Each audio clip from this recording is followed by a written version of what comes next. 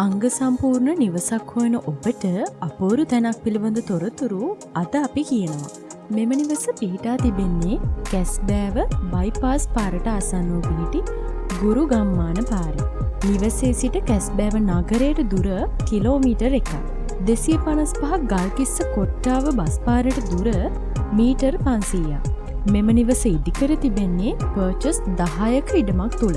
ඉතින් ඉඩම වටා සම්පූර්ණයෙන්ම තාපයක් ඉදිකර රෝල ඩෝද සවි කරලා තියෙනවා.